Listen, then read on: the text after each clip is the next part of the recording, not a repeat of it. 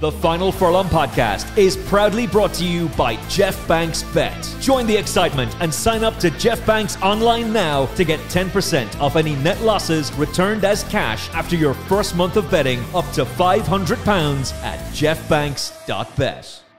Welcome to the Final Furlong podcast. I'm Emmet Kennedy. It is great to have your company as we break down the big stories from the weekend, led, of course, by City of Troy's victory in the Eclipse, an 8th win in the race for Aidan O'Brien, the 3rd horse in the last 50 years to complete the Eclipse Derby, Eclipse Double, to phrase it correctly. To break down all the big stories, we're joined by Sun Racing's betting and gaming editor, Sam Morgan. Welcome back to the show, Sam. Hi, Emmett. Thanks for having me. Good to be back. Good to have you back, especially after last week's breakdown of the Flusher Arc Civil War. There was some really great content from yourself and William Woodhams, and thanks for the kind words. If you didn't see it on YouTube, it's because it wasn't uploaded there, but you can get it for free on Apple Podcasts, Spotify, and all good podcast apps, and some rubbish ones as well. Some really, really good insight into what's going on between Arc and Flusher and how it may very well happen again. Were you a money buyer at 4-1 on with City of Troy? And if so, how nervous were you? Absolutely no chance. There would have been some seriously sweaty palms, squeaky bums among the lads watching this race. I think City of Troy travelled nowhere near as well as he did in the Derby, where Ryan Moore barely had to even ask for much effort, did he? I mean, he just thundered past the post. He said he couldn't pull him up. Everything looked easy. It was the complete opposite this time round. I thought he looked really fresh, really keen. He wasn't dropped in at all, like in the Derby. Pushed to the front. I thought, you know, valid excuses with the ground. It did pour down Friday night, through the night into Saturday. It clearly blunted his speed. We know City Troy's got ferocious speed. He's got an amazing turn of foot. The videos posted from at Ballydoyle, you know, put up on social media, all built into the hype of the horse. But I mean, a furlong and a half to go here. You're thinking, oh my God, you've seen Al Riffer coming up on the outside. I mean, how bad does City of Troy hang right across the track? Yeah. Now, I'm beginning to wonder if Ryan Moore did come out afterwards and say, look, I thought he was going to win easy. He didn't.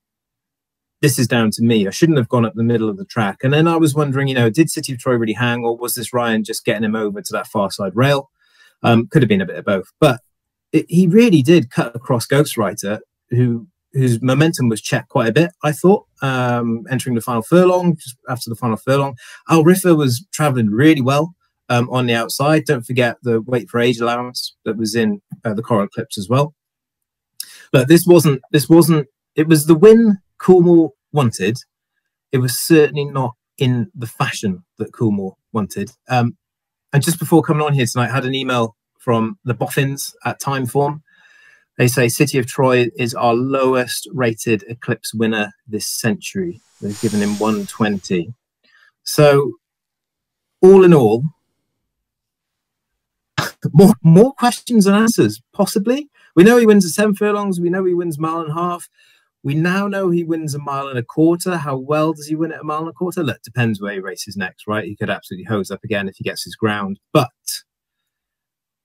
if I was an owner of City of Troy, I'd be puffing my cheeks. Phew, I think we got away with one there. Especially, you know, no White Birch.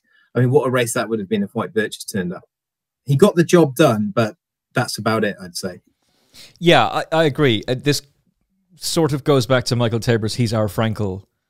And you go, what was the immediate reaction after Frankel fell in the St. James's Palace Stakes? Like when Ryan Moore and Power almost got the job done, and really that was not Tom Quealy's finest moment in the saddle, and he learned from that afterwards, obviously. But even the greats have given you frights in the past.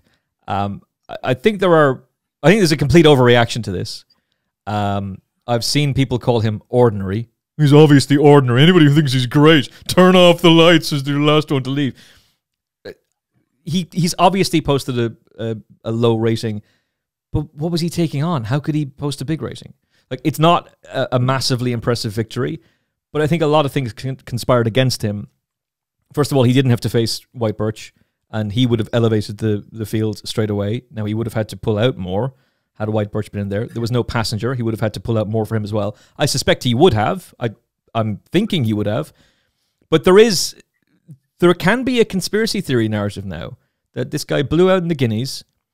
He's won a Derby. How strong was it? And now he's fallen in, some might argue, in a Coral Eclipse that was a very, very weak running of the Coral Eclipse. So are you buying the narrative that he's the superstar of racing, or do you need to see more? I'm tentatively buying it. Look, there's winning, and then there's manners of victory and how you do it. I mean, he's not. You mentioned Frankel there. He's not the. He's fifth at the bushes. He's 15 lengths clear. You know, it's not that. But if you're on paper, it's really really good as a stallion prospect, isn't it? And let's make no bones about it. This, as good as these victories are, and you need it in your advertisement to go on and become a superstar stallion. What happens on the race course now? He's got his Group 1s. He's probably going to go to America at the end of the year. Who knows what comes next? Whether it's Irish Champion Stakes, whether it's the Juddmonte, they're going to try him on dirt, try and get that Breeders' Cup Classic victory.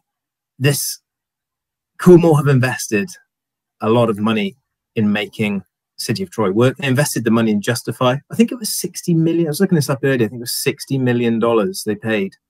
That was for the breeding rights to Justify back in 2018. Yeah. So look, Justify is, I think we can agree, performing pretty well as a stallion. Some questions about how well his progeny train on from 2 to 3. But City of Troy, if he can be the horse that wins a Derby and a Breeders' Cup Classic in the same year, the same season, and people are going to remember that. The slightly nervy victory in the Coral Eclipse will be a bit of a distant memory by that stage. You know, I think in some ways, the revisionist sort of history, we might look back at it and say, you know, Aidan was saying in the build-up to that race, we're trying 2 things we haven't done before with City of Troy here. We're not 100% sure on the ground and what it's going to be at Sandown, and it's his first time going right-handed around the track as well. So look, there are some things, known unknowns, if you like. I think for overall in their operation, what they're looking to do is, as I said earlier, it was a case of job done. It was a puffing of the cheeks. It was a few. Did we get away with one there? We might have got away with one there. What does it say on his book, on his sheet? Oh yeah, another Group 1 win. That's what matters here. And if anything, he's kind of proven that he can win a Group 1. On what was the official going on Saturday? I think it was officially ground.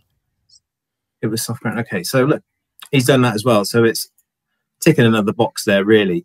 I think in the grand scheme of things, let's see if he comes out and wins his next race, hoses up by 8-10 lengths, then it puts a different spin on it again, doesn't it? I think a lot of it really comes down to the ground in his next race and how exactly he performs there. But I'm still buying into him. I'm still a fan. I'm still a fan. They nailed down what went wrong in the Guineas. Incredible detail with the Fitbit on the horse and the work rider and all this sort of stuff, getting to the basis of it. And to Aidan's credit, you know, he sussed that out. They calmed him down. Like I said, I thought he looked quite pretty keen on Saturday, but he still ground out and he still won. And you could argue that's the hallmark of a true champion, winning ugly. Yeah, and that is, look, he's proven he can do that now, which isn't always an easy thing to be able to do. Things didn't go right for him. He still managed to overcome that and go and win. That's only his 6th start, so it's not impossible that he is still learning and that they're still learning about him as well.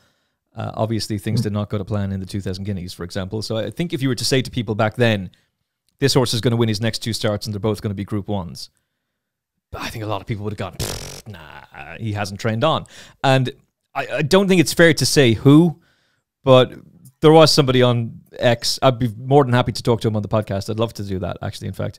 I'd be very keen to do that, in fact. We might reach out and ask him if he wants to come on, but he was saying that he hasn't trained on. It's clear he hasn't trained on. And then was using the Racing Post ratings for, he's rated less than Hawkbill. He's ordinary. He's clearly ordinary. So Hawkbill got an RPR of 121. He's been given an RPR of 120. Same time form as you were saying. They've given him 120. Problem with that narrative is, the definition of hasn't trained on is that you are no longer capable of running to the racing you were able to clock as a juvenile. Well, by the metrics of Racing Post ratings, the RPR that City of Troy got in the Dewhurst was 123. The RPR he got in the Derby was 125. So take your he hasn't trained on bullshit and send it somewhere else, because it's absolute nonsense. In terms of, is he Frankel? No. But I don't think anyone's going to be Frankel. Not for another 50 years. He was a freakish racehorse. I don't ever expect to see a horse like that again. And you can't use that as the barometer for every single horse that comes along, because you're going to be really disappointed if you do. I think he's a very exciting horse. I'm really intrigued as to where he goes next, because the talk of America, you are right, it's still there for the Breeders' Cup Classic, but the talk of him going now, that seems to have been put to one side. They've got Sierra Leone. They really need him to win a Grade 1. He hasn't done it yet. Things haven't gone right for him in the Triple Crown races. I thought he was very unlucky the other night in the Belmont, but he's not really a horse that we need to concern ourselves with. We're interested in British and Irish racing. Jeff Banks' bet goes 6-4, City of Troy for the Juddmonte International. That's one race he could go for. They can go for the Irish Champion Stakes as well as the other one you were suggesting. It makes sense it's going to be one of those two. He will go for whichever race they feel will suit him better, and Auguste Rodin will go in the other one. But I have a question for you. Who's going to beat him? Because I look at the prices that Jeff Banks has put up for the Juddmonte International. Auguste Rodin is second favourite. He's not going to take on City of Troy. This is not an Auguste Rodin Luxembourg situation. Those two will be kept apart. And by the way, they should be. It's not Coolmore's fault that they've got those two high-class racehorses. And over the years, High Chaparral, Hawkwing, last year Luxembourg and Auguste Rodin, they have many, many times sent their best horses against one another. But that would be actively against their own interests this year. So there's no point in doing that. Economics, if he's as good as he looked in the Dante, then yeah, he's exciting, but he needs to prove he can step up. Isle of Jura, a Godolphin cast-off who's now a Hardwick winner. Okay. White Birch, what's going on with his blood cell count? Because he's missed Royal Ascot for ground reasons. He missed the Eclipse because of the blood count. Now he missed the Coronation because of his blood count as well. I don't know what's going on with him. Where is Passenger? He must have been gutted looking at White Birch and the conditions on Saturday, right? With the way that ground was being eaten up and chewed up. I must have thought this has been an absolute genuinely nightmare. Sorry for them. Genuinely sorry for them. I believe he's the first Group 1 winner trained in Cork, and he looks a really exciting horse. God, that would have been ideal for him at the weekend. But this is... We're running out of opponents. He's already beaten Ambiente Friendly. Who's going to... Like, essentially, this is a long-winded way of me saying I think 6-4. If you know for a fact he's going for the Juddmonte, I think 6-4 is very, very fair. Yeah, I still feel like we'd be guessing a little bit with economics. Obviously, like you said, was super, super impressive in the Dante. Bled afterwards, didn't he? So hasn't been since. So a few question marks. Look, it's not a race that I would plough into with any great deal of confidence at the moment. Looking at history as well with the Irish Champion Stakes and the horses Aidan has run there, Auguste Rodin, St Mark's Basilica. You just wonder if that might be the sort of route he's looking to take with his real stable superstars at the moment. And then if the Breeders' Cup Classic is still the goal at the end of the season, you know, Aidan's obviously really, really keen to promote Irish racing, isn't he? And the runners he had in the Irish Derby, you know, he wants the Irish racing product on the flats to still be massively attractive and popular. One way of doing that is running arguably the best horse in training there. But yeah, I feel this next race is gonna really, really give us more indication again of the sort of character that City of Troy has. I kind of, you know, from Coral Eclipse, I didn't really come away thinking, wow, that was a real battling performance, sticking your neck out and really pushing for the... It seemed, I don't know if laboured's quite the right word. It just wasn't as visually impressive as we're kind of used to seeing from him, was it? When you look at what he did as a 2-year-old as well. I mean, absolutely thrashing fields, wasn't he? Like, it just had no hope against him. And this was, I mean, I did have it written, I think Al Riffer's rating was something like £10 inferior to City of Troy going into this race. You know, he should be beating these horses with consummate ease as we've gone over. There were mitigating factors, let's say. But I think the next race is really going to tell us a whole lot more. I completely agree with you. I will give a shout out to a long-time listener of the Final Furlong podcast, Tim Shaw, who listens to us in America, predominantly on his way to Monmouth Racecourse. He's a trainer over there. Tim, hello. Hopefully we'll see it Listowel. He sent me a message saying, I'm sure plenty of people are going to question his effort, particularly at 1 to 4, and who did he beat? But I've watched it 10 times now, and I'm more impressed every time. He could have easily spat the dummy out, but he didn't. And I agree with him. And that's a man who's working with racehorses every single day. I think the overall reaction to just go, nah, he's not that good. I don't buy this narrative just yet. But honestly, this is the third time in 4 years that Aidan O'Brien has won the Coral Eclipse. I've been going down through the list of races from the last 20 years in the UK, and there's a common recurring theme. Aidan O'Brien's dominance. He's remained remarkably consistent when others just have not. And it's quite extraordinary that he's able to, year in, year out, consistently produce these horses to be able to do it. I have huge admiration for him and what Coolmore are doing as well. I'd say, off the top of my head, the only ones that could really lay a glove on him are Shadwell, and that's for different trainers. They're the ones who are consistently there along with him. You'd imagine it would be Godolphin. No, not at all. So look, I'm very optimistic about City of Troy. I'm really intrigued where they go with him. I think it makes more sense he goes Irish Champion Stakes. I think the stamina test at Leopardstown and the way they could run that race, a little bit like Augusta Rodin last year, they could turn it into a stamina test to really suit him, because the further he goes, the better he is. Like, he's running all the way to the line in the Derby. Ambiente Friendly was cutting out, and that's cost him in the Irish version. So the easy thing to do would have been go for the Irish Derby. They've gone for the harder race, the Coral Eclipse. It's worked out being a penalty kick on the day, and he's kind of almost fumbled it. The keeper went the right way, but didn't quite get his hands on it.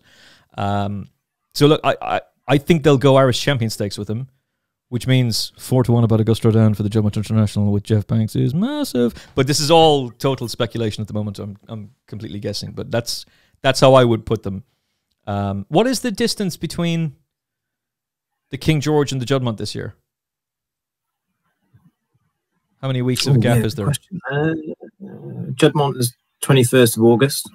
27th of July is the King George.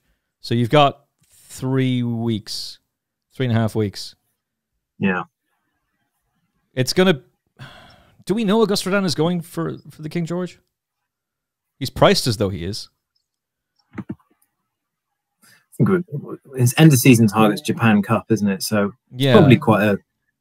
I think I can't remember what the latest is. It's so hard to keep track of it all, isn't it? But I think he was pretty certain to go there, wasn't he? Well, that market could be completely... It could be that Luxembourg goes for the King George, Augusta Rodin goes for the Juddmonte, City of Troy goes for the Irish Champion Stakes, and then they divvy up Augusta Rodin, City of Troy for the Arc. Sorry, Augusta Rodin, Continuous / who ran a massive race in the Arc last year.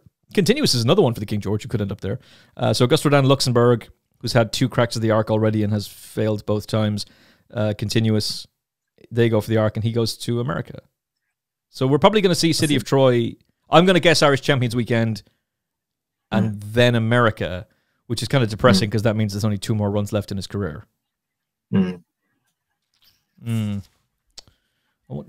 hardly do Juddmonte and Irish Champion Stakes, would they? He's got a bit of a break now. He'd have quite, what, sort of six and a bit weeks off for the Juddmonte. So 21st of August, and then it would be... Yeah. Oh, they could. 21st of August and 14th of September. Do it, Coolmore. Do it. And then you've got a nice break again until Breeders' Cup, haven't you? That's that first weekend of November, I think. So, yeah. I think just going back to Augusta Rodin, King George is pretty much nailed on for him, I believe, yeah. Okay. All right, that's intriguing. They might do a 3-pronged attack on that race. You might see Luxembourg rematch with his old stablemate, Augusta Rodin, and Continuous might go there as well, although they might just target some of those international Group 1s with him. Either way, fascinated to see what City of Troy does. I would love to see him in the Juddmonte and the Irish Champion Stakes. It'd be great for Irish Champions Weekend to get City of Troy there. I don't see what beats him. I just don't.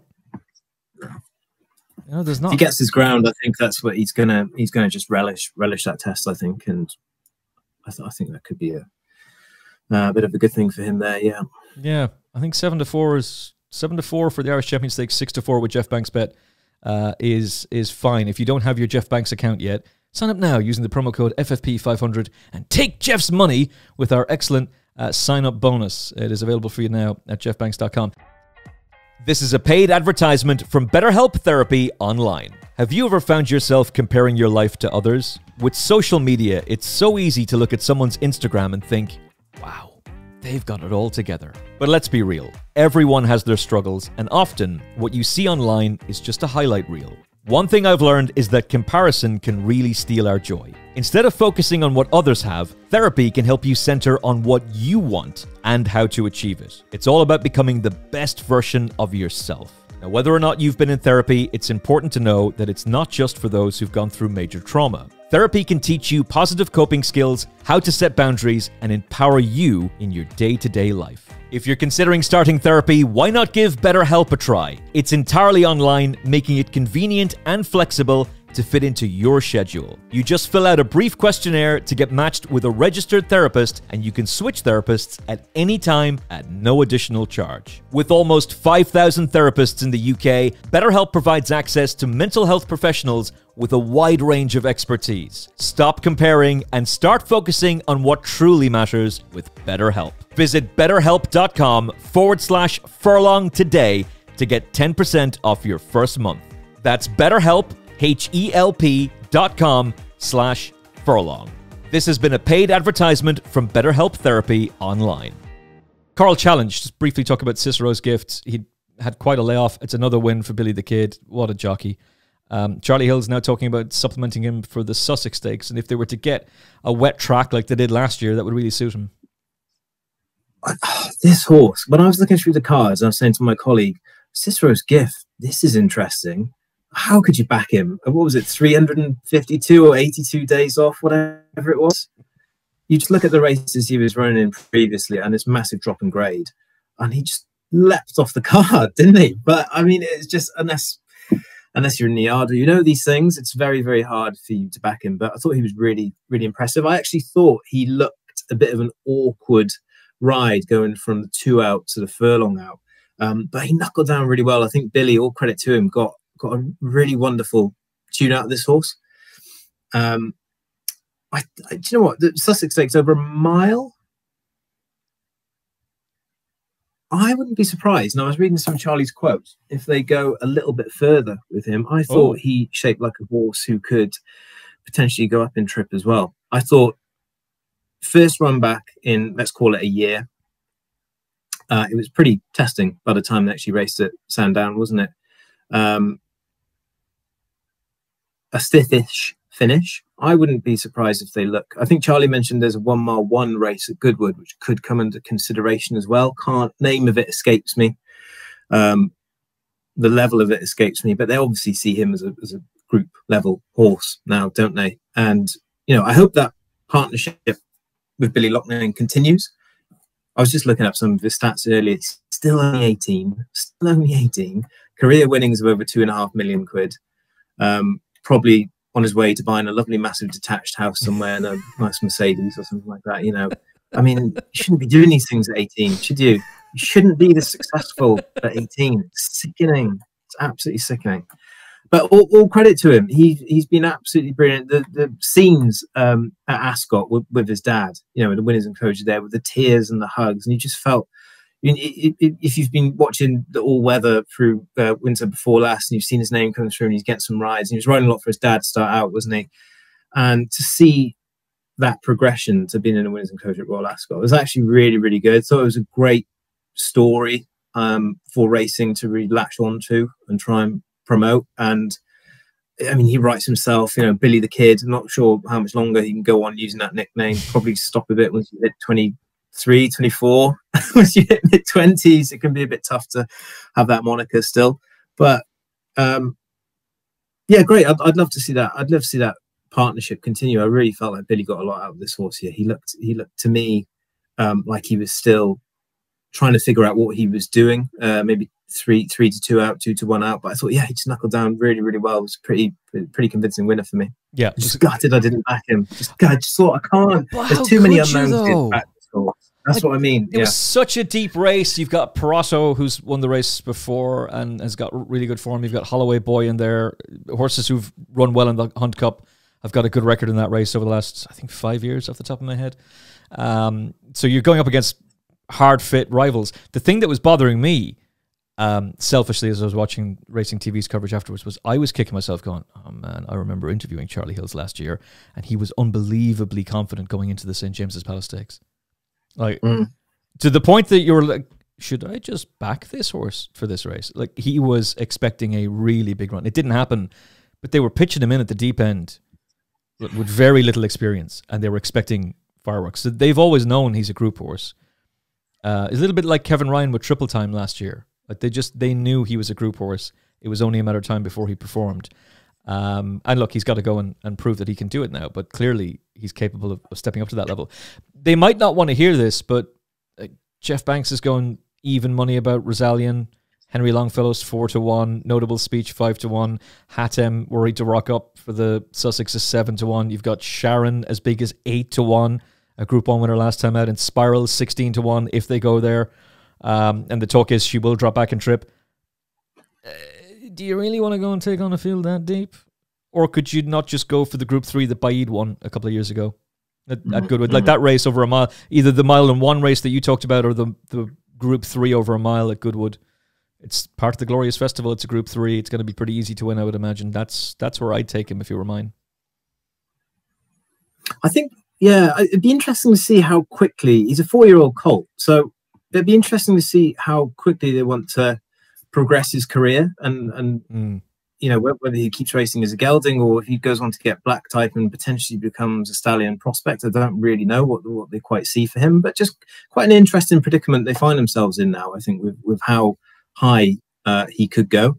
Just a little shout out here for Holloway Boy, who I've been following very closely. He's going to win again soon. He's going to win again very soon. He's put in some good runs. The mark is dropping down inch by inch, but he'll be passing the post first very soon. He was in my Jeff Banks scumbag each way lucky 31, and for a moment I was like, oh come on, you're good. And that was the double reason why I was kicking myself. I was like, why didn't I go with the Charlie Hills? He was telling me last year. Yeah, you just, once you've made your decision, you have to be happy enough to go with it. But oh, that was a frustrating one. It really was. And the scumbag each way lucky 31 did not pay out the way I wanted it to. Although we didn't preview the weekend's racing on the final furlong. Unfortunately, the person we had booked was unavailable, and I didn't feel like doing it myself. But earlier that day, we'd been on TalkSport 2, and the wine tipster Neil Phillips, after previewing Sandown, turned to me and said, so, who do you fancy for the Eclipse? And I said, well, the race seems pretty simple to me. City of Troy beats Al Rifa. Did I do the straight forecast that was available at 15-1? No. Because that would have been... Of course you did. Of course you did. Also, on that very, very quickly, Al Rifa for the Arc. What do we think? Joseph O'Brien's confirmed that's the target now. My eyes popped out of my head looking on an odds checker later that night, and I saw 100-1 still available, Al Rifa for the Arc, and I thought, what? Obviously, click through the link. 100-1. If it was ever there, was no longer there, so that was frustrating. But you can still get 33-1. Still get 33s about Al Rifa for the Arc. 4-year-old. Look, it's going to be soft ground, isn't it? Longchamp that time of year. Very, very draw dependent race, but could give you a bit of a run at a price there. Well, Look to Vega was good, and French Derby winners do a mixed enough record, but I think 2 in the last 10 years have gone on. Ace Impact being the most recent one. That's the top of my head. Ramatuel. Why is Ramatuel even priced for the Arc? Is that a joke? Odds checker. City of Troy won't run. Azalea's retired. Dilius. Gutted about. Yeah, that's a real shame. It's a real shame for a number of reasons. The most notable being she's an Irish Group 1 middle distance horse, not trained by Aidan O'Brien. Yeah. We don't have anything else. And that was abundantly clear in the Pretty Polly, where it's 2 British horses who fight out the finish, and abundantly clear in the Irish Derby, where if the 3 British trainers hadn't come over, there was no opposition to Aidan. So, I mean, great, a huge admirer of Aidan O'Brien, but Irish flat racing is the very same as British jumps racing. It needs a lot of help.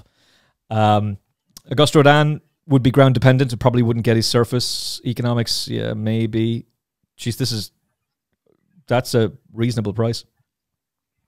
I don't think that's crazy at all about Al Rifa. Yeah, a bit of blue there, a bit of blue. So if you want to act, you might want to act quickly. But I think you'd be quite confident of getting a run for your money there. It's by no means a standout 33-1 tip at all, but it just struck my eye as being quite generous. Well, bear in mind, I know you could look at his run in Saratoga and go, he's not good enough, but I don't think that race panned out particularly well for him. I'd say if Johnny Velasquez could have had it again, maybe that's harsh, actually. But he was a Group 1 winning 2-year-old, and he was only beaten 3/4 of a length by Ace Impact last year. And yeah. City of Troy aside, this is not a vintage 3-year-old crop, unless that French Derby winner turns out to be an absolute monster, which could very well be the case. But even if he is, I have little interest in taking the current odds of, 5-1? Yeah, no thanks. No thanks at all. I did see Matty Playle making a case for Adelicious, and I thought it was a pretty compelling one. And obviously people agreed because he was 33s and now he's 12s. So well done, Matty. I didn't get that, but if you followed her in, you're doing all right. Queen of the Pride. So a victory full of pride, I should imagine, for connections, given the fact that she's a daughter of Simple Verse, the horse who controversially was re-awarded the St. Leger after Bondi Beach had been given it on the day. Dun, dun, dun. But obviously a horse that means an awful lot to Sheikh Al Fahd. His interest in British racing is clearly something that is being massively dialed back, but this is a horse that victory would have meant a lot to him. Yeah, for sure. I hold my hands up here. I'm going to take a bit of a cautious view regarding this form and what it could mean going forward. I thought she was a very easy on the eye winner. When Oisin Murphy press go, there was plenty to be found there. Pretty convincing. But what a day it was at Haydock on Saturday, right? I mean, what was it? Three races abandoned around the bend. This was the first race where 3 horses slipped at the home turn. And I wasn't watching it live. I caught some of the videos afterwards. It looked pretty hairy for a bit. And the track, I believe, was inspected before this race, after jockeys had reported a couple of issues they felt, and afterwards. Obviously, then the call was made, no more races around the bend, only on the straight. For that reason, I think she would have won anyway. I'm not saying she was really in any danger there, but I'm going to find this quite tricky race to assess, and it's another one of those, I guess, a bit like City of Troy, where I'm really looking at what comes next for Queen of the Pride, where's she going to go next, and then how she can kick on from that. I thought, for some reason, I was of the mind that John Teddy Gosden were having a bit of a, maybe it's the, hesitant to say it, the Kieran Schumacher effect, and a couple of things that have happened with some of his rides. But I was under the impression they were having a so-so season, not the best, but then just looking at their strike rate for the past couple of weeks, it's pretty damn good. It's 32%. So I don't know what I've been looking at, but no. See, yeah, I think you're right. I think your gut instinct is right, and this is what was happening with Charlie Appleby last year as well. You'd say, God, this is a very disappointing season for Godolphin, and then people would go, oh, but his strike rate is amazing. Yeah, what is he winning? Class 4 and Class 5, yeah, Class 4 and Class 5 races. Now, I'm not having a go at anyone, by the way. This is one of these things that when you dare to actually criticize, people go, oh, how dare you wouldn't say it if it was an Irish trainer, you shill. Hold, let me justify this. I'm on TalkSport a lot, right? You listen to TalkSport a lot. What do they do with football? They go bananas.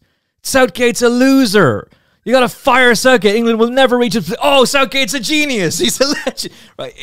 It's all, it can be hyperbole.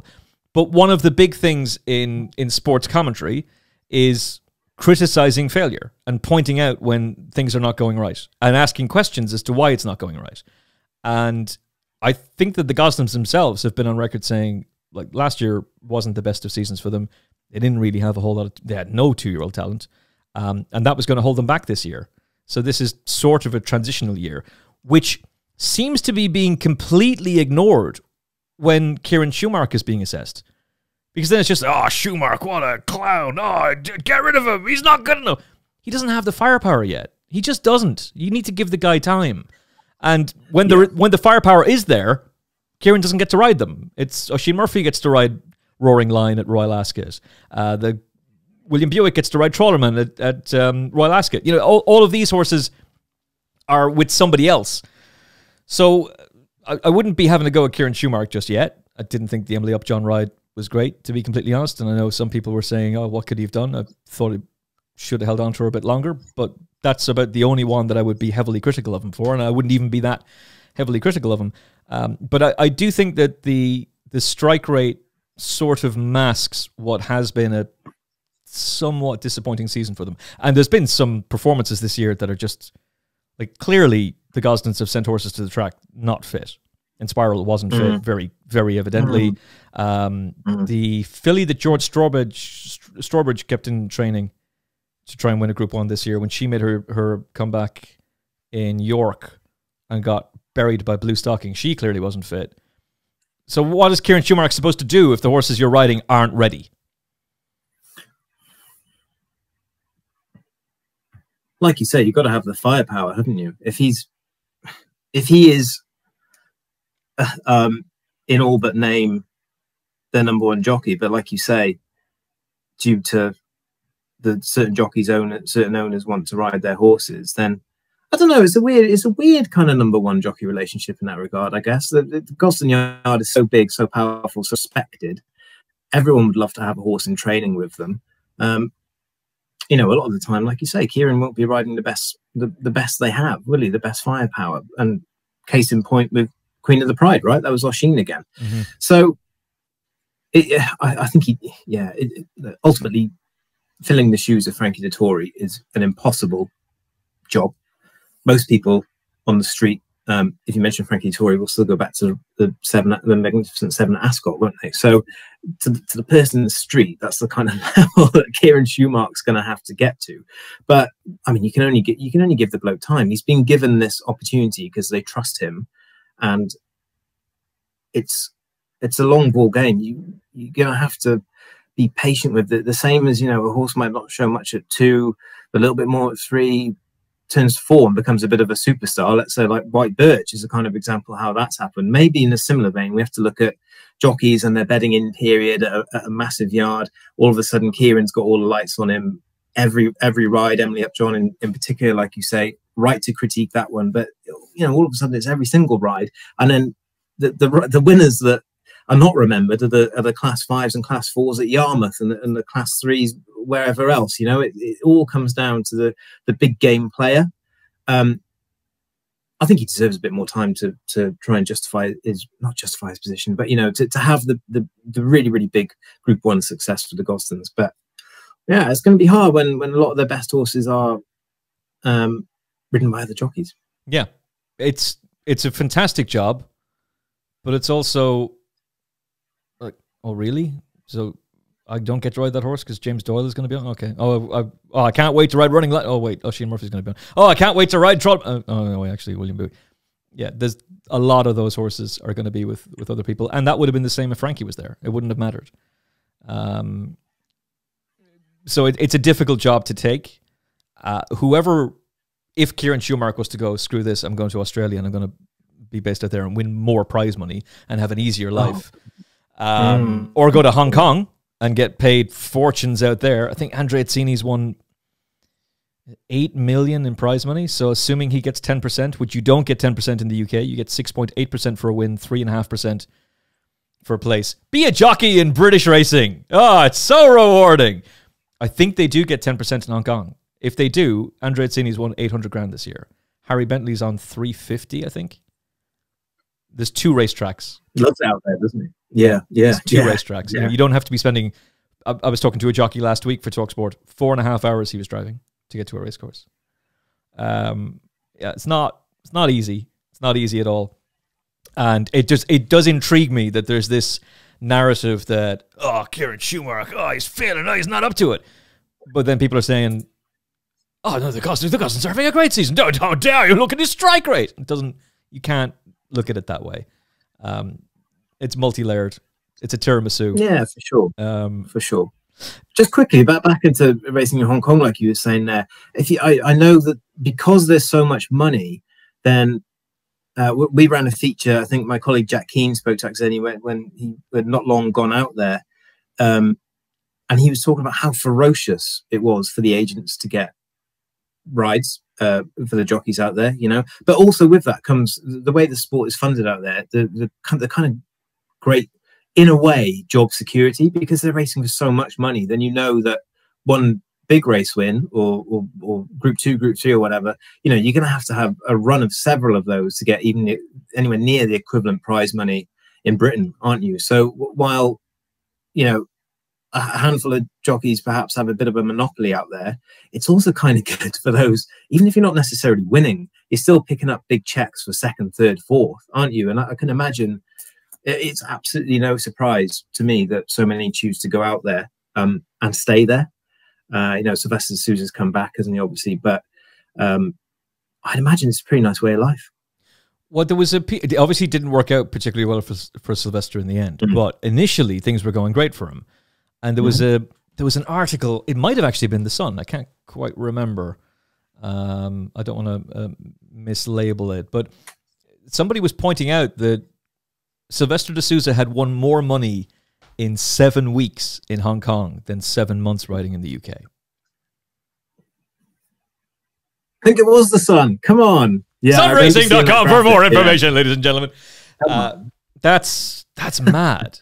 And yeah, I know that there are offers to other jockeys to go, and like Neil Callan had a great time out there, and he was kind of the trailblazing jockey, spent 10 years out there and did very, very well.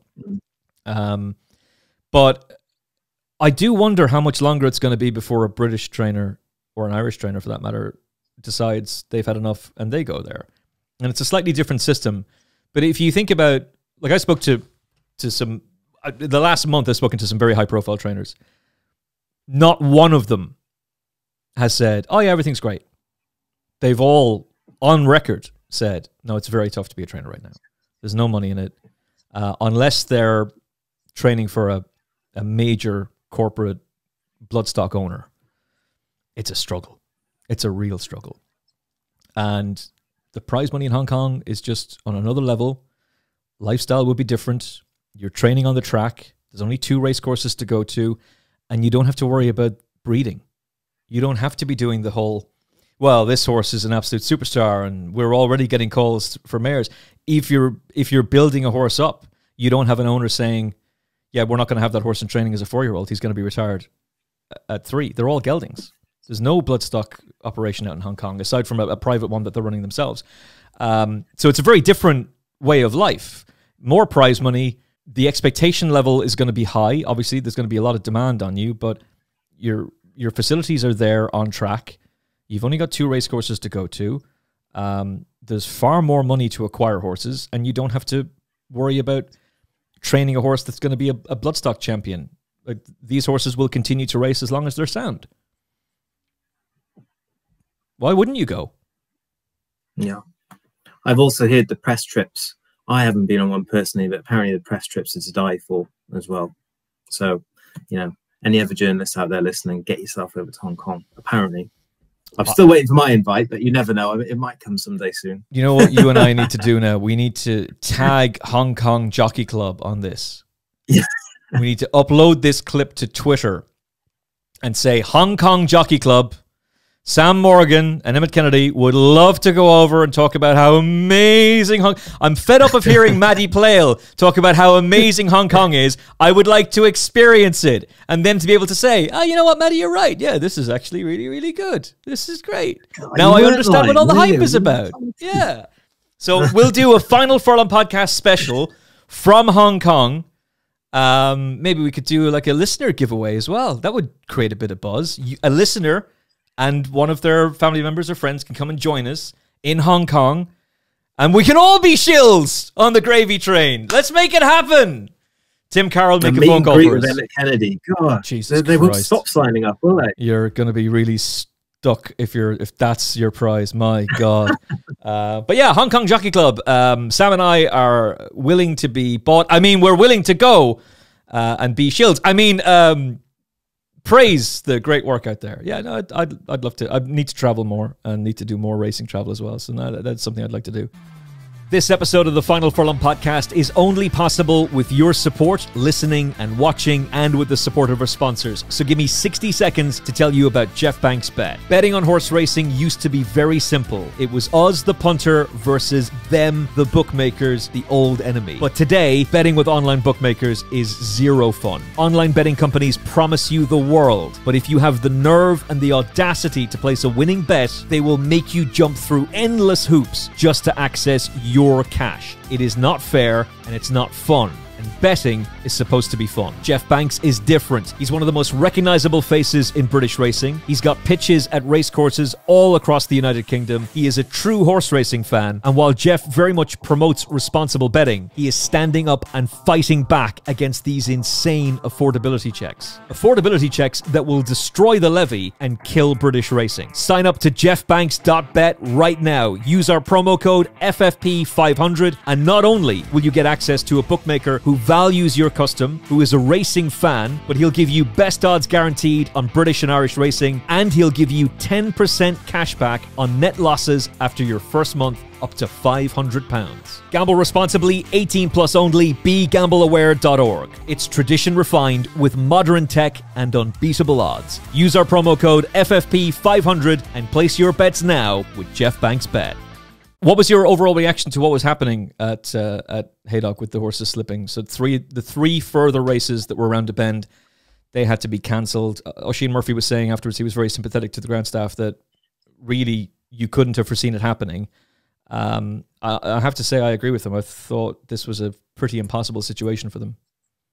Yeah, Haydock's got such a reputation for this now. Its own little microclimate. I mean, what can you do if a track just doesn't want to cooperate in this way? Your hands are tied, really. I was chuckling to myself earlier. I was watching, like on Sunday back, Cornelius Lysott on there. He was talking about the old clerk of the course, Kirkland Tellwright. He was saying how, you know, he had the job. He was there for many, many years, wasn't he? But he got the nickname Kirkland Tell Wrong. Whether it was to do with the going or what was going on with the track with the watering, you know, it's going to pour down. Why are you watering? Or it's bone dry. Why are you not watering? I mean, it's for all intents and purposes, it seems like a very, very, very tricky track to have right in every part of the track. Do you know what I mean? I mean, you could have a perfect racing surface in the straight, around the other sides of the course, wherever it might be, and then. I mean, it seemed to me, I only saw one replay. I didn't watch the racing at Haydock on Saturday live, but it seemed to me that it was in a very small part of the bend even where this was happening. So look, you have to make a call for the safety, not just of the horses, but of the jockeys there. And the last thing you want is any sign of risk to keep going. So ultimately, of course, they made a right decision. I did see today that people who were there can get a complimentary race ticket to a future meeting, which is really good. And in terms of customer service, that's exactly what you need to do and keep people. I mean, imagine if that was your first ever time going to the races and this happens, you'd be gutted walking away, missing out on seeing several races, wouldn't you? So good on them for doing the right thing there. I think it's just one of those things. Whenever there's this risk, you've just got to bite the bullet and say sorry, can't race anymore. Yeah, if you mess up, you have to hold your hands up and apologize. There's no point in doubling down. And there have been tracks that have had to cancel racing and not offered refunds, or tried to get out of it in some ridiculous way. So I would admire them for that. Look, there's obviously there is a very easy grift here. You can just go, oh, this is a welfare issue, blah, they should be doing. What do you expect them to do exactly? Like, this is just, the weather is the weather. I don't think I've heard an accurate weather forecast in the last few months. I mean, the amount of times they told us last week there was going to be a heat wave. Nope. Hang on, I'm just going to turn the heating up. Hang on. Nope. Yeah, literally, my poor mother has the heating on. Now, you know, she's not, she's desperately unwell at the moment, so, like, that's understandable. But still, like, come on, man. It's like, oh, Jesus Christ, I sound like Joe Biden there. Come on, man. Come on, man. My God, that man is gone. But it's just, it's an impossible situation for them. I don't envy being a clerk of a course at all. You can never do right. Even if you produce absolutely incredible ground, somebody's going to be complaining, oh, should have been soft, you should have watered. And if you do water, you're getting bollocked for that as well. And there have been race courses that have watered when there was rain forecast. That makes no sense at all. But I'd be very sympathetic to them. They did not get the rain that was forecast. Sandown did, and it was a bit of a disaster. So there's plenty of times where I've bashed clerks of the course. I have no interest in doing so for Haydock on that weekend. I don't know what they could have done better. Trueshan back in the winners' enclosure. So he's been a little bit in and out. There was even talk of him going over hurdles this time last year. That was being discussed, but no Group 1 penalty. But this was the performance that would make you think, hey, he can still win a Group 1. Oh, loved this. I was in my Gmail inbox Thursday night. Templegate's tips had just come through. I was scanning them and I saw that he'd put Trueshan. And I must confess, I hadn't looked in great depth at the Sandown cards at this point. It just jumped off the page, didn't he? And I messaged him. The first thing I do these days now is, if I see a horse I fancy, Met Office weather forecast, and I have a look through and I'm going to see what's happened. I said to Steve, have you seen the forecast for Sandown? Are you Tony Calvin in disguise? Oh, God. Hang on. Can I bald wig? I can't quite do it. That's still got literally. But I said, have you seen the forecast? It's got a hose down. He's going to get his ground, isn't he? And at this point, I think it was good to firm on the brown course in places, I think. I can't quite remember. Anyway, Steve Mullin, Templegate, said I would have napped him if I was more certain about the ground. So anyway, I messaged him saying Hills were the first to go up with 9 to 4, and I was like, he's got to be a better 9 to 4, isn't he? I had a quick thought, and I just feel like his strategy has been, you know what he's going to do. I mean, he doesn't always go as far ahead as he did at York that time, but you kind of know how he's going to run his race. I just thought Trueshan had a massive class advantage here. There was a listed contest as well, wasn't it? Like you say, it was without that Group 1 penalty. He thought he ran pretty well last time up against, that was against Sweet William at Sandown as well. Sweet William improved that night, and he did have the penalty then, which I think the Group 1 penalty, sorry, as you say, I thought he put in a good performance. And anyway, I saw the forecast. I thought, I've got to have a little bit of this. So did get on Trueshan for that. Look, you're not going to get rich off back in 9 to 4 shots at all. But it was great to see him after. How often do you see, if you search Trueshan on Twitter, it'll just come up, Trueshan's a non-runner in the, a non-runner, and it must be tough for Alan King sometimes. I know probably he doesn't care because he knows he's doing right by the horse. I think he likes it. I think he loves the walking the track before the first race, talking to Holly after the first race, then walking the track again, keeping us all at bay, and then like non-runner. Yeah, I know. The thing is, you know it's coming so often as well, don't you? Just waiting for it to filter through. As soon as you see it's good going, you think, oh, okay, no chance. I think this was a great ride by Holly as well. You know, can be quite a tricky customer sometimes, can't he? He's very, very keen to get on with it, very eager. When you're watching sort of a mile out, you think, is he really going to have enough here? His head's going all over the place like this. Holly knows him so well. Time the ride to absolute perfection, one as easy as you like. I think bigger picture, this win was the good win for what it was at Sandown. Going forward to something like the Goodwood Cup, he's not going to be able to challenge the likes of Kyprios, is he? Or I think Trawlerman's second favourite for that at the moment. Unless, I mean, even Kyprios has proven, if he hopefully goes to Goodwood, I mean, I absolutely love seeing King Kyprios. How old is Trueshan now, actually? I was meant to look at this. 8. He is 8.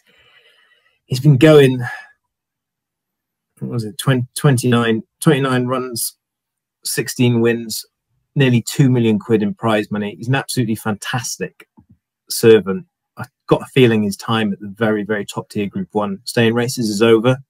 Now, I think Alan King found a perfect spot for him in this race at Sandown. So he's going to be a bit of a tricky customer to place in that regard. Possibly would now be the time to look at hurdles again. Has that been completely ruled out? Oh, I don't think they'll do it now. Too late now? I don't think they'll do it now. I think if they were going to, it would have happened already. And now at this point, I'm not even sure if I want them to do it anymore. Like, do you really want Trueshan running in a Supreme Novice Hurdle as a 9-year-old with some Willie Mullins ex-French horse in the Richie Silks coming flying along up the outside? I don't know. Probably not. I think that time has come and gone for him. Look, if he was to take to it, it would be, if he was to take to it and was capable of mixing it with Constitution Hill, that'd be fantastic. But I think if they really thought he could do that, that would have happened by now. On RPRs, he's not completely out of it. That was a 114 at the weekend, or on Friday night, I should say. Sweet William ran to 115 in the Gold Cup, beaten 6 lengths. The problem is Kyprios and Trollerman were 120 and 121. So you do need to improve. He's not going to improve at 8. But on his day, if he gets his ground, I wouldn't want to be laying him at a big price, I'll put it that way. And I wouldn't be dismissive of him. You just can't back him confidently anti-post, can you? No. The thing is, you've got to time it. If you bet on horses, not suggesting everybody bets on horses, but if you want to, you've got to time it almost to the absolute minute with him, where you have clarity and confidence over the rain coming, because by the time it started falling, or there's a real threat of it, his prices had already been shot to bits anyway. It was kind of saying, because I was watching it all night over the Thursday, and he was 9-4, 9-4, then he went 5-2 as a few more firms opened, and then by the following morning, I think he was 11-8, and he was coming back in, and then sort of down to 6-4. I mean, what's his actual SP was 11-8, you know. So you just got to keep your eye on the forecast. Tony Calvin's right all along. 1.8, 1.9, 2 makes all the difference. But I don't think that phrase has ever been expressed on a podcast before. We'll do one more story before I get your highlight of the weekend. Labour government. So everyone knew it was going to happen. I don't think we quite knew it was going to be as much of a landslide as it was. Although it is very interesting to see that Starmer was getting over 30,000 votes in the last election. He got 18,000 in his own constituency this time around. And instead of getting over 40% of the vote share, they're getting 32%. So, yeah, it's a big win, but it's a win that is somewhat tempered by the fact that the right vote was split by Reform and the Conservatives. They kind of took from each other.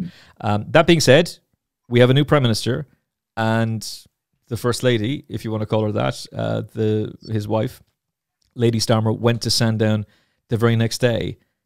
That's got to be a good sign for racing. Doesn't necessarily mean that everything's now suddenly rosy in the garden of racing, but surely that's a good indication. Oh, well, you would hope so. Please, can we have some good signs for the future of racing? Optics-wise, yeah, looked great. I mean, the day after he becomes Prime Minister, his wife, first thing she does is go to Sandown. I think she was a guest of Emma Banks, of course, the Lady Bowthorpe owner, and music mogul who's been agent to Katy Perry and all kinds of massive names. Yeah, look, great. Does it mean racing's ills are going to be solved, as you say? No. Does it mean there's going to be a real push forward with racing problems in government, whether it be the levy, the white paper on gambling? I think the government got a few bigger things to focus on at the moment, and that inbox tray, at least Andy's inbox tray, is going to be piling high and high and high. It's positive. It's a positive step. It's good to see. Hopefully it means that racing is going to be in the good books with Labour. It wasn't so long ago, was it, that Matt Hancock was being quoted 8-1 favourite, whatever it was, to become new boss of the BHA. So Jesus Christ, it'll be interesting to quite gather how racing fits in. Obviously, Rishi Sunak. Let's be serious now. That can't happen. Why not? This is racing we're talking about, Emmet. Think of the most crazy thing you think can happen, and sort of times it by 10, and then that's probably what will happen.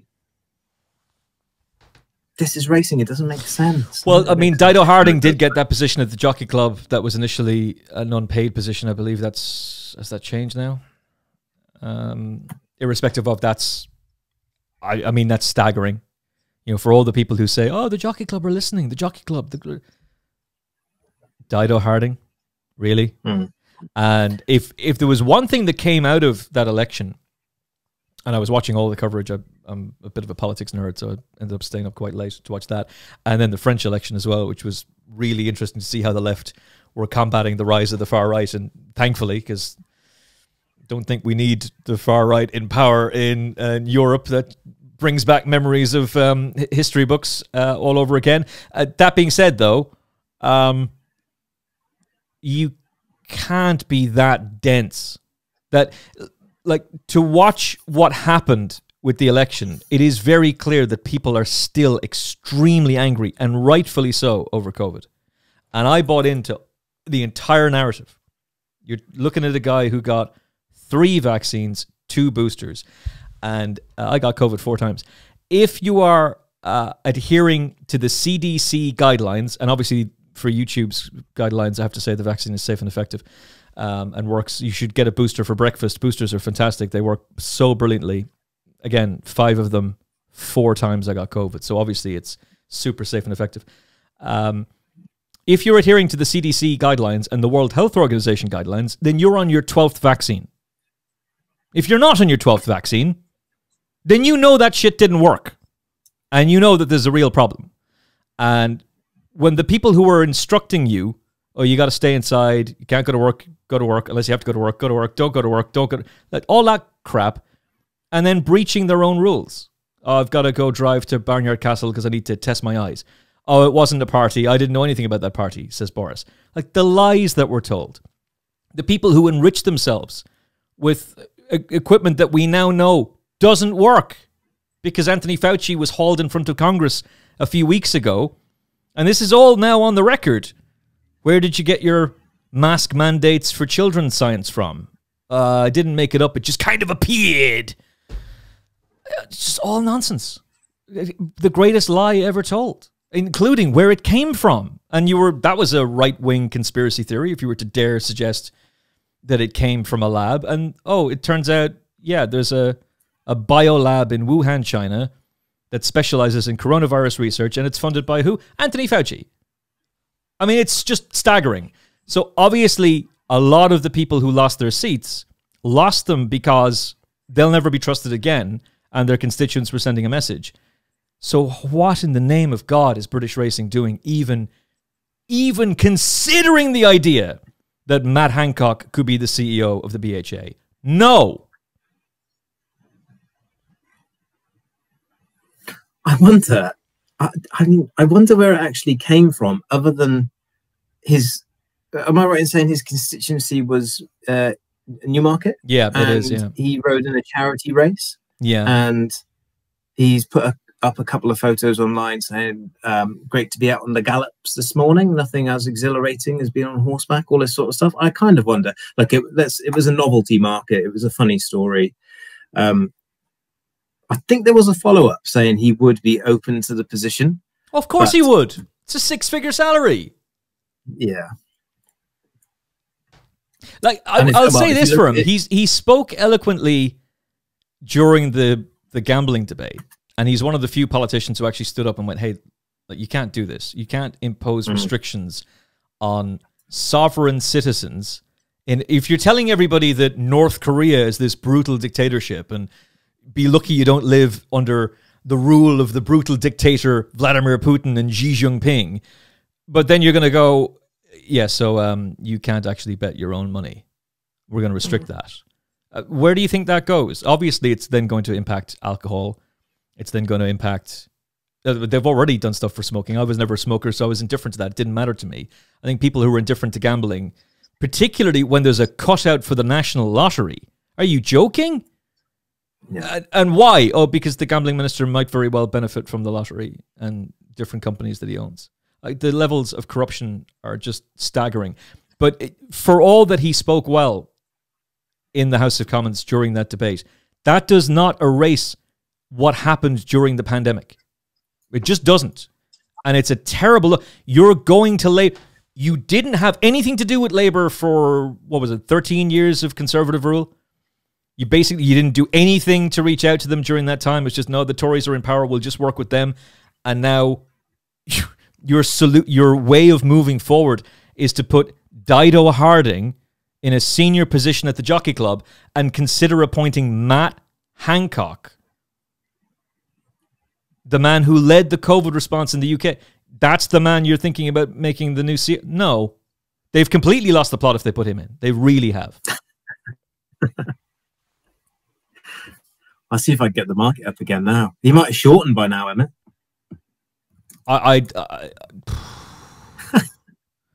Jeez, oh, I can't find it.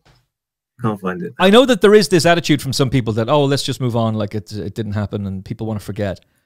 But you're right. It's the abiding memory, the abiding image of COVID for a lot of people will be those videos of when everyone else was told to stay at home, don't hug loved ones, with the parties they were having while everyone else was at home and couldn't go out. You know, that you totally right, that it is the image that sticks in people's minds and will influence their how they vote and their attitude towards the Conservative Party going forward, I think. So, but on that basis, maybe it's bloody brilliant that Labour are in charge now and we can go into things with a fresh impetus.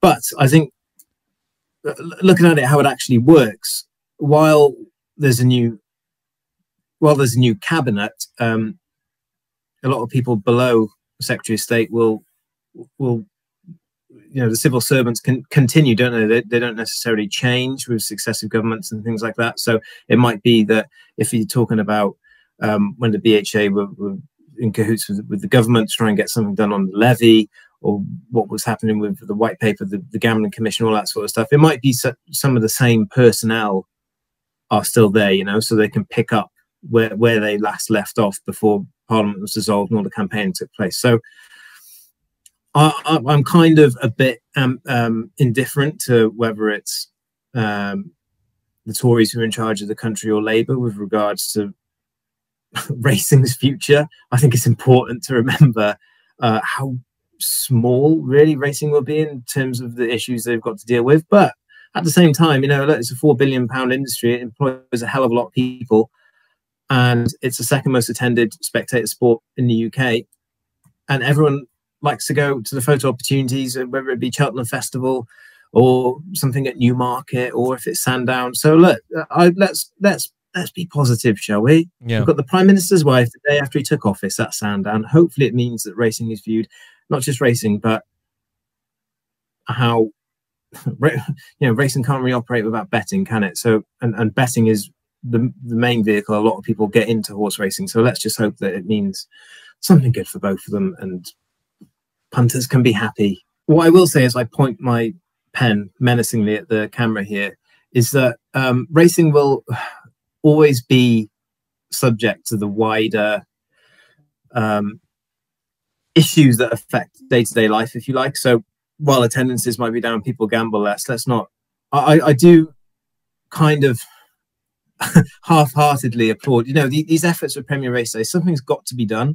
It's fundamentally, what is our product? It's horses running around in a circle or a straight line, and more part of the product to get people to get off the sofa and stop watching TV and go to the race days is the things that happen afterwards with the music acts. And you've seen some of those crowds. Was it was it Blue or Five playing at somewhere recently? I can't remember where it was, and it was a sea of people. And you're just hoping that some of the things that happen on the race course are also of interest to them. But you know, race courses have, as far as I know, done this off their own backs and seen that we've got a load of space here. It's not being used. Why don't we get a music act in, try and fill it, get more people to the bar, turnover for the food, drink, hospitality, things like that, you know, ticket sales, it all helps. So something's got to be done. It is easy to be very doom and gloom about it. I actually, as I said on the last podcast, I know that from looking at our page view metrics, I know that the interest in racing is there. I think it's still from a older demographic. You know, in my line of work, things like nostalgia, articles that play on nostalgia, things that people remember from their past, always do really, really well. And I see a lot of that with the horse racing articles that we do, you know, whether it be former Grand National winners or something, what they're up to now, something like that. So these things do take a long time for progress to show, if it does show. I think that some changes are being made to Premier Race Days, I think, aren't they? Or the trial is coming to an end or something like that. I think I remember who knows, reading mate. a few weeks ago. The initial line was, it's a 2-year trial period. We have to try something. Yeah, I think it basically came out that, look, it's been positive in some respects with regards to increased prize money and competitive racing on Saturday. The fixture list on Saturday afternoons is bonkers, isn't it, really? You know, if you want to have a bet, it's almost an overwhelming amount of information you're looking through on a Friday night or Saturday morning. You know, I'm talking about if you really want to have a good go of it and you're betting to try and make money, not kind of just a throwaway $5 or a tenner somewhere. It's a massive amount of information, the amount of handicaps, the number of runners to get through. Two sides of the same coin here. It's great that, as we saw at Royal Ascot, how many different winners did we have? And over Irish Derby weekend, there were so many different winning trainers, weren't there? Sorry, owners, jockeys as well. It's certainly got one up on a national hunt game in that regard. I'd say is the kind of meritocracy or democracy with regards winners, a certain variation. Probably what if we're boiling it down into jumps versus flat, what flat doesn't have compared to the jumps is the longevity. The horses can't really help that. Yeah. Some of the characters and the owners can't really change people's personalities, can you? But that's just kind of the way it goes. Flat racing has always been a bit like that. No, I'm going to give the BHA a bit of a pass here. Everyone seems to be leaving or is on the way out of top positions. Good. The sport's going through a massive churning cycle at the moment. It's probably, we've just got a new government coming in. It's probably a good time to kind of sit back and reassess everything that's happening, the impact it's made. Has it been beneficial? Let's look at our KPIs. Are we meeting them? If not, is it time to come up with something new, or do we keep going with what we've got? It's probably a good time for that, I would say. And then the next wave of changes can come in, and let's see what it is, and hopefully it's a good thing. Yeah, people are freaking out about all the racing leadership that are leaving. Why do you care? What have these people done to make the sport better? You think that the sport is thriving? So, oh no, we're going to lose these leaders who have all made such incredibly great decisions that have had the sport in such a strong position. Oh wait, no. It's in turmoil. And they're fleeing a sinking ship with no lifeboat. Was Beverley a Premier Race meeting at the weekend? Sandown and Haydock? Cheltenham Sunday, wasn't it? Would have been Haydock, I think. So can't remember. So Beverley manages to get into the Premier race window. Sounded like Jonathan Ross there, but wasn't actually a Premier Race Day. And the same thing is going to happen this weekend, where Ascot is not a Premier Race Day, but manages to get itself twice on ITV. Well done, Ascot, by the way. Well done to you, Ascot. I'm serious. This is not me being sarcastic. Brilliantly played, Ascot. You get to be part of ITV's coverage. You get all that exposure, and you don't have to pay the extra money to be a Premier Race Day. Well done. That's genius on your behalf. I'm convinced the only reason Premier Racing even became an idea is to justify Sunday evening racing and Saturday morning racing. And you'll notice Saturday morning racing just disappeared very quickly. There's no sign of it now, because I'd say nobody bet on that Chelmsford card that poor old Tom Bull got sent to, our good friend. Like, that was Derby Day. The amount of banter in the racing TV studio between Angus McNay and Martin Dwyer, where every link was, we're so gutted that we're not at Chelmsford today. What a day to be racing. Yeah, Tom, over to you. Was that the really early one? The first race at 10 a.m. was it that one? Was that the one they were talking about? Yeah, that was brilliant. Love that. Yeah, they just were like, they might as well have just said, we've sent Tom on Derby Day, when City of Troy is going to strut his stuff, we've sent Tom Bull to the one racetrack nobody wants to be at on a Saturday morning. Have fun, Tom! Disastrous. And Sunday evening racing, oh yeah, it's going to be an increase in weeknight betting turnover between 15 and 20%. This is what the fans want. It was down on weeknight betting turnover. Nobody wanted it. Nobody did. They're so out of touch. I know who should be in charge. Martin Cruddens. I don't know what he did to Flutter last week, but if you can make them bend, then that's the person who should be in charge of the BHA.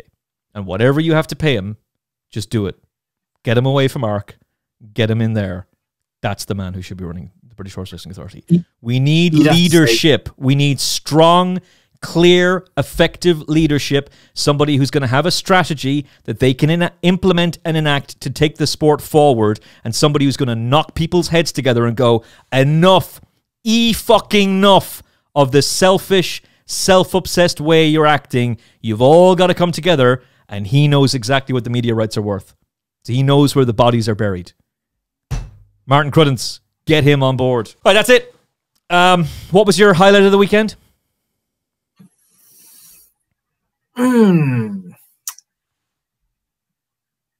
I will say, only because I know a load of people are on 8-1, how much City of Troy was struggling with about a furlong and a half to go. And I thought, my God, this is going to be the mother of all upsets here. But starting this flat season, I was struggling to get into it a little bit, and I really wanted the superstar to emerge. I was telling my colleagues, this is going to be the year of City of Troy.